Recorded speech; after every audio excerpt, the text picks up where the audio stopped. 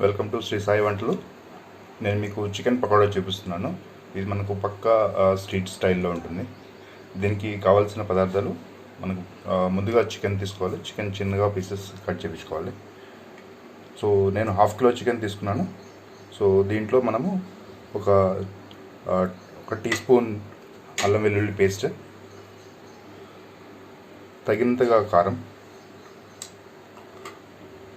ఒక table spoon ఉప్పు, కొంచెం పసుపు,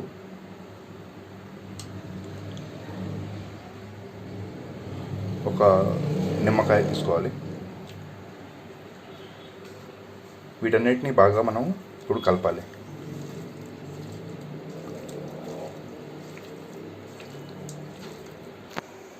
దీనికి మనము ఒక 2 టేబుల్ స్పూన్స్ పెరుగు వేయాలి. పెరుగు వేయడం వల్ల మనకు బాగా క్రంచీగా వస్తుంది. బాగా మనం వేసే మసాలా అంతా బాగా పడుతుంది దీనికి.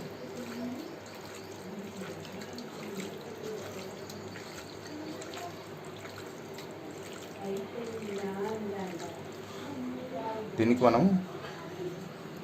ఒక టేబుల్ స్పూన్ శనగపిండి, ఒక టేబుల్ స్పూన్ బియ్యం పిండి వేసి బాగా కలపాలి.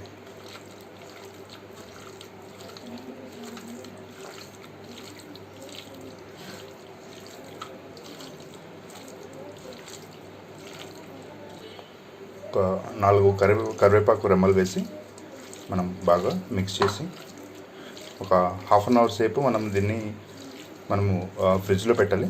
ఈ ఫ్రిడ్జ్లో పెట్టడం వల్ల మనకు ముక్కలు బాగా పడుతుంది మసాలా. ప్లస్ మనకు చేసే మన చికెన్ పకోడా బాగా క్రంచీగా వస్తుంది.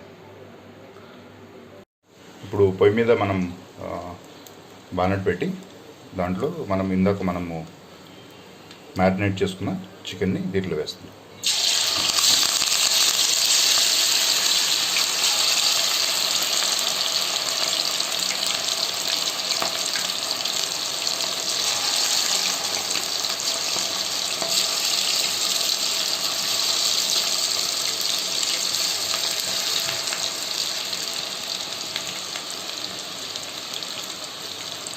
ఇది మనము లో ఫ్లేమ్లో దీన్ని వేయించాలి. లేదు అంటే పైన ముక్క ఉడికి లోపల ఉడకకుండా ఉంటుంది.